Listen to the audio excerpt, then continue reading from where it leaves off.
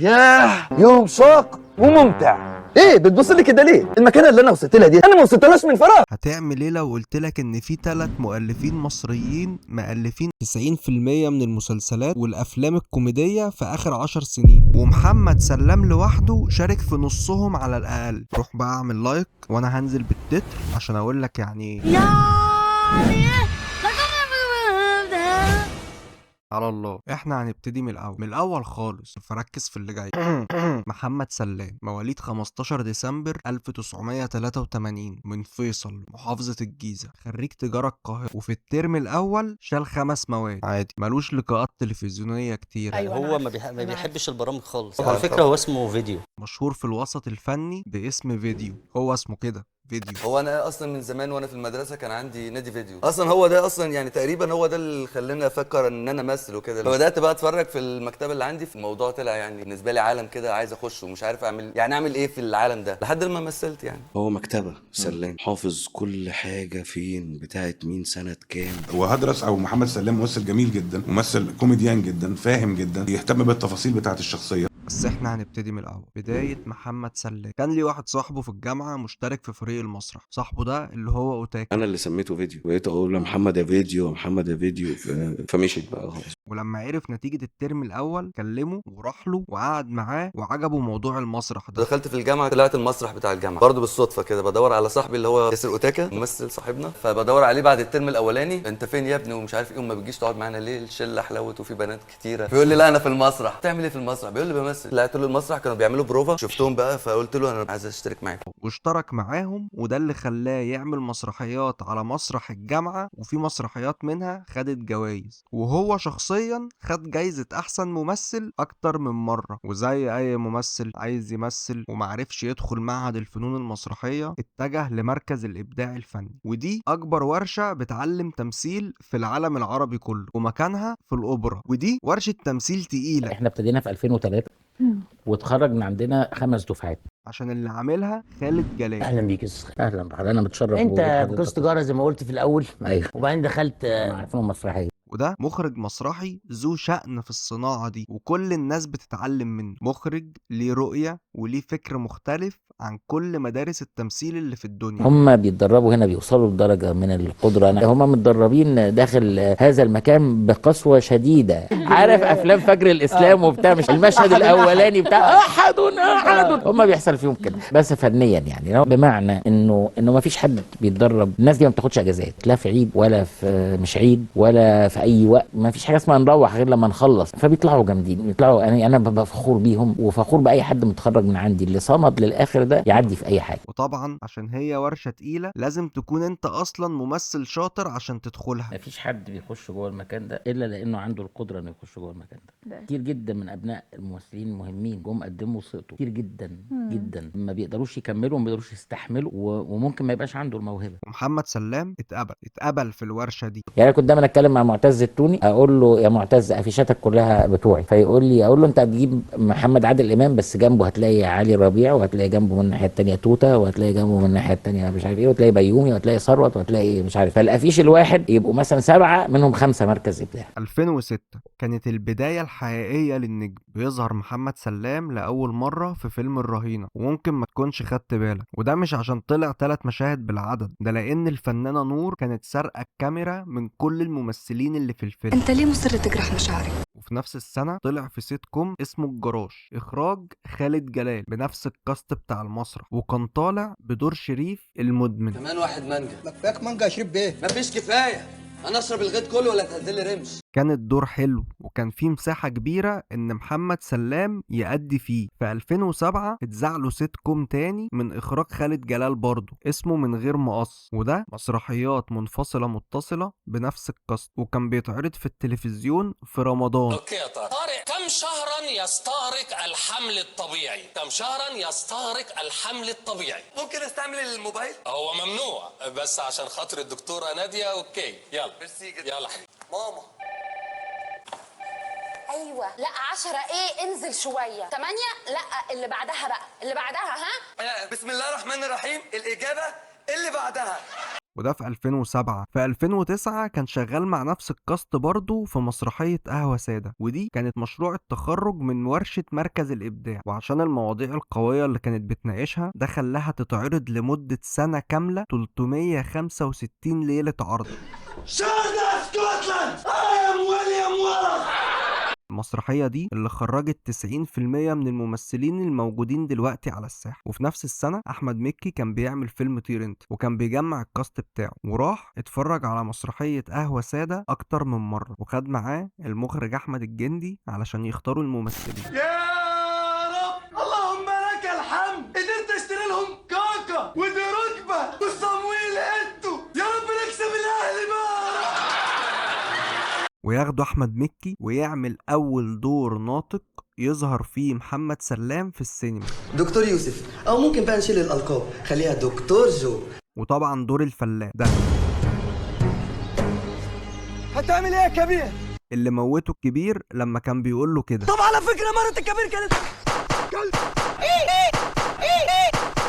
تعلق دولة يخفوه من وشي، أنا قائد بمزاجي وعندي وجهة نظر وهتشوف. يا جرسون أمور يا باشا. فهمتك يا باشا. ليه بقى؟ عشان نزروط الجي ولا يطدي. ولما الفيلم نزل نجح نجاح كبير جدا، وفتح باب كبير جدا لشخصية الكبير. دي خطة يا بلد بقر. ده اللي خلى احمد مكي ياخد معاه بيومي فؤاد وهشام اسماعيل ومحمد سلام ويعملوا مسلسل الكبير الجزء الاول، وينزلوه في 2010 في رمضان على الفطار، ونجح نجاح كبير جدا. ماشي يا ابن الحاجة فوكس. كان أول ظهور للشخصية الكوميدية الأفضل في تاريخ الفن المصري المعاصر، هجرس، وهو في الحقيقة اسمه هجرس زي الفنان البرونزي تامر هجرس، بس هجرس نفسه ما بيعرفش ينطق الجيم فبيقولها دال، فعشان كده لما حد بيسأله اسمك ايه يقول له هدرس. هدرس انت بيور ايجيبشن؟ هدرس الشخصية المركبة معدوم الهوية. whatever. welcome back. هدرس ام توماس. احنا كنا عايزين نقعد مع الناس نتكلم معاهم اهل المزاريطه، قولي ممكن نقدر نعمل ايه؟ سهلة جوي. يا ناس أهل البلد تعالوا كلموا سيدوني. لا ده اهبل. ايه هو اللي خدها منك؟ اداني اسف النبي عشان ما عنديش طول. ماشي تمام.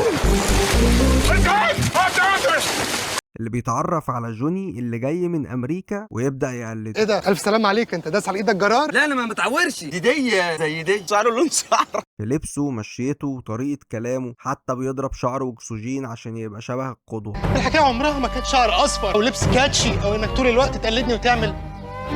لا ومش بس كده، هدرس اصلا حرامي وابوه حرامي. انت بتسرقني؟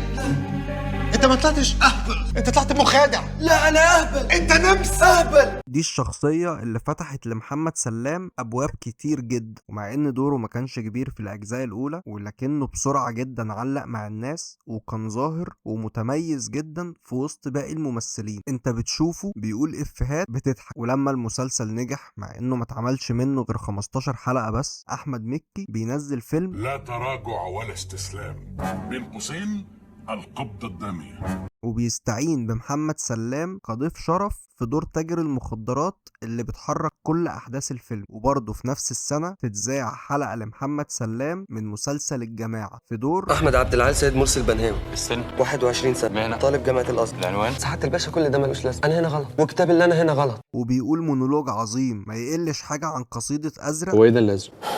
للشاعر ميدو زهير اللي قالها أحمد حلمي في نفس المسلسل. يبقى ليه بقى الأحمر والأبيض لما هي لونها أزرق؟ وفي 2011 أحمد مكي بينزل الفيلم الأول من نوعه في السينما، سيما علي بابا، وده اللي كان طالع فيه محمد سلام في دور الأرشيدوك والفار الصندوق صاحب الديك حبش في الجزء الثاني من الفيلم. شفت الفار الصندوق اللي خطف البندق من سطح الفندق؟ أنا. ودي كانت فكرة جديدة، فيلمين في فيلم واحد، فبالنسبة للإيرادات الفيلم منجحش. الدنيا كانت والعة والناس ما كانتش فاضية تدخل سينمات مع إنه فيلم حلو ومتنفس صح. بتنقرني عشان خاطر النتاية؟ هي بقت كده يا صاحبي. عموما من دلوقتي انت من طريق. والناس دي تعبت جدا عشان يطلعوه بالشكل ده، وينزل في 2011 الجزء الثاني من مسلسل الكبير. أنا بيضة يا ابني تعالى هنا. والفيلم اللي كسر الدنيا. باركيلي يابا، انا حمار وغبي.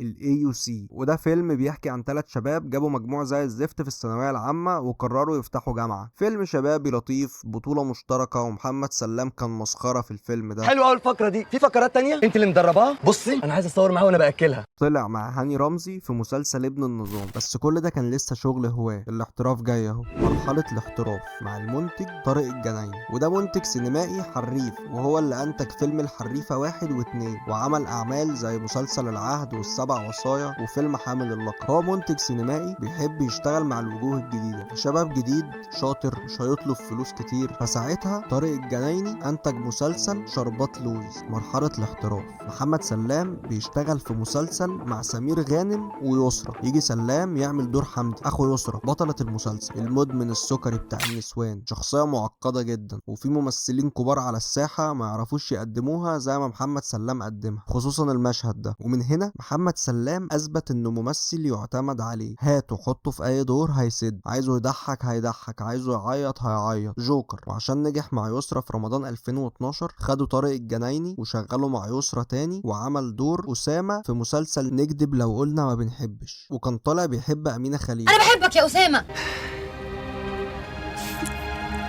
وفي نفس السنة طلع في مسلسل نيران صديقة في دور عماد أبو لسان الدغ. في نفس السنة برضو بيعمل مسلسل الكبير الجزء الثالث، وبرضو في نفس السنة بيعمل مسلسل هبة رجل الغراب 2014. الشهرة المطلقة طلع في مسلسل الكبير الجزء الرابع، ومسلسل هبة رجل الغراب الجزء الثاني 2015. الطريق للقمة. واضح ان مسلسل لهفة كان فيه طاقة مختلفة عن الاعمال اللي قبل كده. ازاي؟ شعري سشورته فاحس ان انا شكلي متغير، فاحس ان ادائي يبقى متغير برضه، بعمل شخصيه جديده. تجميعها اصلا يعني في حد ذاتها حلوه جدا جدا. لا اقول لك، محمد سلام بيشتغل مع دنيا سمير غانم في مسلسل طالع فيه ابوها سمير غانم واخوها علي ربيع، لهفة اللي بيحبها مرتدلة. لكشوها القمر على بكرة الصبح. مش عيب يا استاذ تبقى ضيف سوري في بلدنا وتعكسني انا بنت مصريه زي اختك؟ مني سوري انا حبيبتي، هي تركي. ما بتحب الاتراك؟ تروش بقى. الاتراك احباب الله. ما شاء الله. ايه هي عاصمه مصر؟ عاصمة مصر القاهرة. برافو يا مرتضى. حرب 73 كانت سنه كام؟ كانت سنة 73. هنستناك بكره يا مرتضى بقى تيجي تاخد جايزتك معانا ان شاء الله.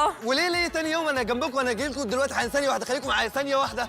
وبيعمل في نفس السنة مسلسل حق ميت مع إيمي سمير غانم وحسن الرداد في دور مختلف جدا عن دوره في مسلسل له. ورثة المهنة، وبابا برضك فنان، هو اشتغل مع حضرتك قبل كده زمان. ده بوظ لي الفيلمين. يلا اتفضلي ورينا بقى. ممكن بس اطلب ابن خالتي يجي يساعدني؟ طب اتفضلي.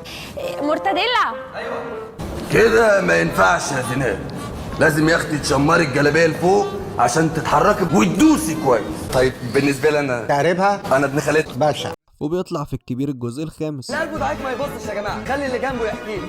وفي العيد بيطلع قلاش. وعشان محمد سلام ممثل جامد ومفيش زيه على الساحة، ابن الزعيم لما حب يعمل فيلم كوميدي ما استغناش عن سلام وشغله معاه في فيلم كابتن مصر. انت سمعت يا قلاش عن فريق الكرة اللي بيعملوه في السجن ده؟ طبعا سمعت، دول بيقولوا هيلعبوا الاهلي، ده غير ان هم هيدوا لكل لعيب 5000 جنيه. انا سمعت بقى ان هم بيوزعوا عليهم في التمرين سندوتشات حلاوه بالقشطه. سندوتشات حلاوه بالقشطه؟ بس يا خساره يا معلم. ايه في ايه؟ فانت بقيت بتتفرج على محمد سلام في 3 مسلسلات في رمضان، وتخرج في العيد تلاقيه في السينما. انت بقالك 30 يوم قاعد بتتفرج عليه في البيت، وبتنزل تروح سينما تلاقيه في السينما وانت مش متضايق. يعني هو مش فارض نفسه عليك، ده انت بقيت تستناه يطلع على الشاشة عشان بقيت متأكد انه لما يطلع هيضحكك. روح بقى اعمل لايك تاني. وعشان محمد سلام ممثل جامد ومفيش زيه على الساحة، كان لازم يبقى في مسلسل زي ده. نيلي وشريهان في دور هاني الدبدوب. اسمه هاني الدبدوب عشان هو يعني بتاع افراح ونبطشي ويلبس دبدوب في اعياد الميلاد والحاجات دي. المسلسل الاكثر مشاهدة على منصة اليوتيوب. لا مؤاخذة يا جماعة، يعني في حد معاه فكة 20؟ عشان ايه؟ عم عبد الله معاه 20 جنيه بس، يعني اكيد مش هتاخدها كلها.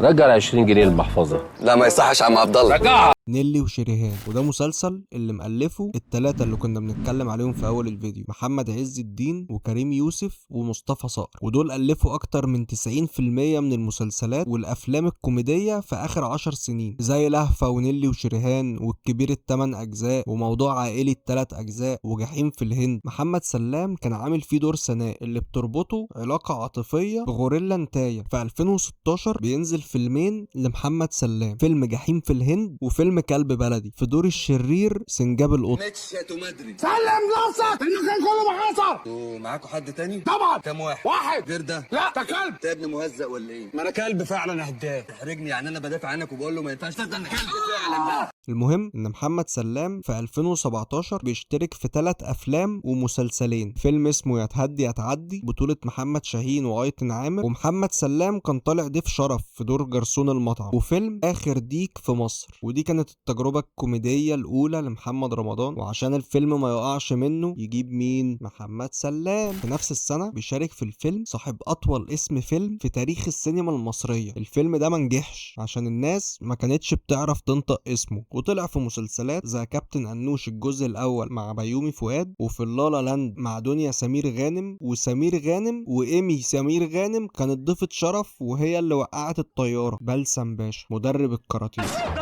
اللي هيمد ايده على التاني هضربه بالنار. انا المقدم باسم بلسم. قولوا لي بلسم باشا، واللي هيعصى اوامري مش هيلاقي غير رصاص مسدسي في صرصور ود. اللي لقى طبنجة وكاب طيار واشتغل لا ده بتاعنا، انا اللي لقيت بلسم باشا. ايه خايف من ايه؟ قلت هتضرب يعني. بص يا عربي عشان نسامحك. لا بص لي عربي وانا بكلمك. ما انت اللي قلت شايف النخل. معلش يعني النخل مش اهم مني يعني. معاه طبنجة خزنتها ما بتفضاش، وبيقعد يضرب بيها نار طول المسلسل وشغالة. اهدى. في 2018 الموضوع بيكبر اكتر بكتير. في نفس السنة محمد سلام بيطلع في 4 مسلسلات وفيلمين. بيطلع في الجزء الثاني من مسلسل انوش مع بيومي فؤاد، وبيطلع في مسلسل ابو عمر المصري مع احمد عز، وبيطلع الحرامي بلال في مسلسل خفة يد مع محمد ثروت وبيومي فؤاد برضه. ولسه ده بيطلع عمر الشريف، مش ده المحامي عمر الشريف. سيجاره جابت جوان جاب حبايه جابت شريط. يعني انا ماليش دعوه، اروح كلم طارق الشيخ بقى والناس دي. في مسلسل ربع رومي. انت هنا في ارض حضاراتنا.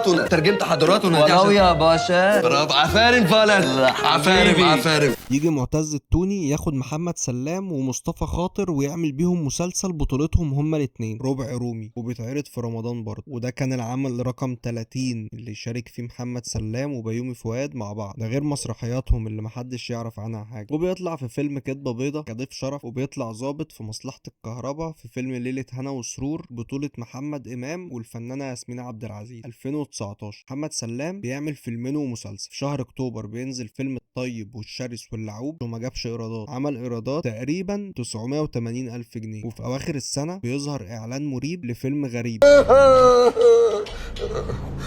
هو صاحي ولا ايه؟ وبينزل الفيلم يكسر الدنيا وبيعمل ايرادات 47 مليون جنيه. بتوع لوحدي فلوسي. وبنشوف محمد سلام في رمضان في مسلسل بدل الحدوته 3 مع دنيا سمير غانم، كان اسمه راشد اللي بيحب بيلا النصاب. على فكره بقى انا شخصيتي ديت اي شخصيه تتمناها، ولعلمك شخصيات كتير تتمنى نظره بس من شخصيتي. في 2020 محمد سلام بيطلع ضيف شرف في مسلسل اللعبة مع هشام وشيكو. ضربته ليه يالا؟ افترى يا فندم، انا عنصري ما بحبش الناس الكبار. تعمل فيها بقى بلطجي، انت هتتربى دلوقتي. يطلع ضيف شرف في سيت كوم العمارة، وبيتذاع له مسلسل جمجوم وبيمبي. يا اسكندريه تاني، وقام العشق ياني، والرمل الزعفراني، عالشط الكهرماني.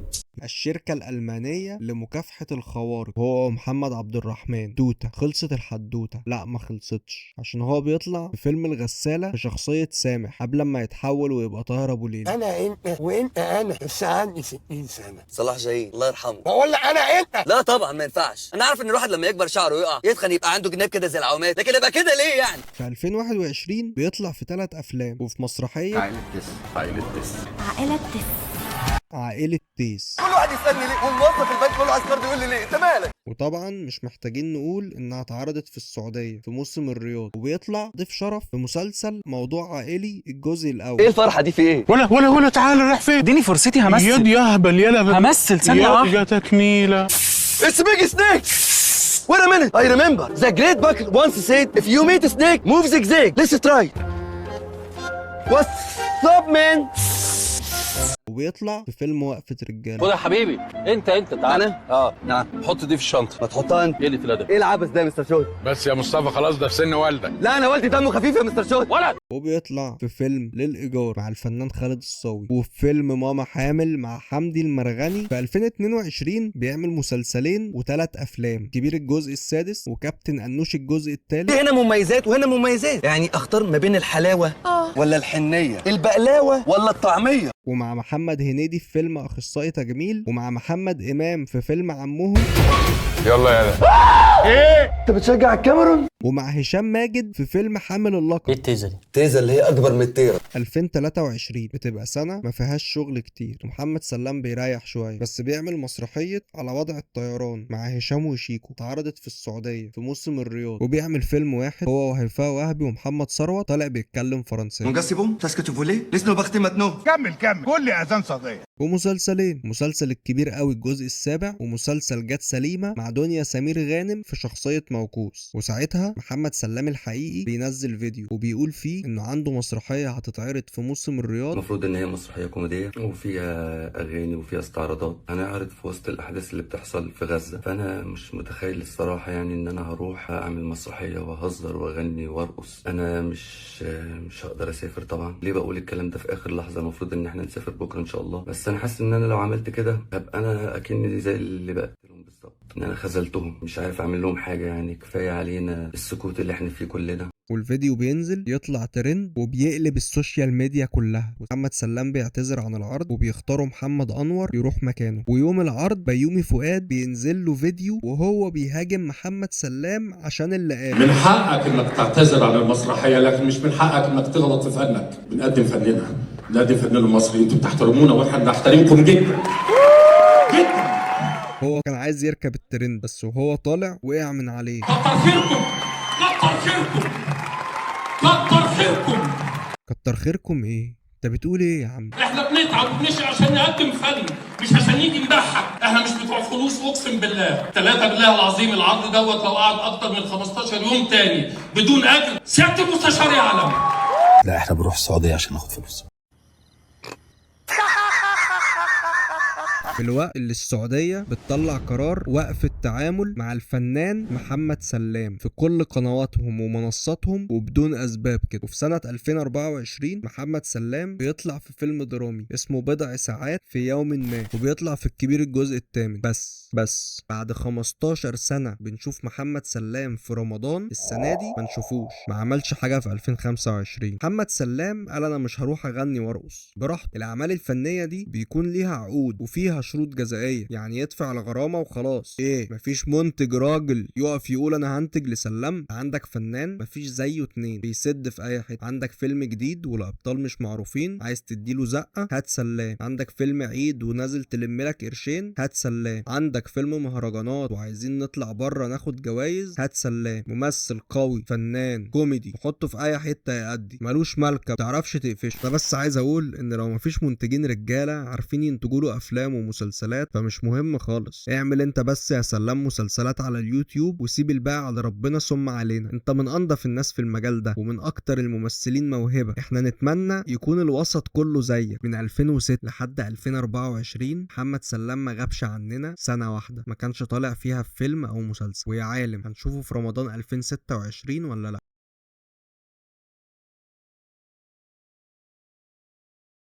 اوعاك تحقر من اي شغلانه، خصوصا لو كانت الشغلانه دي بتكسب بالدولار.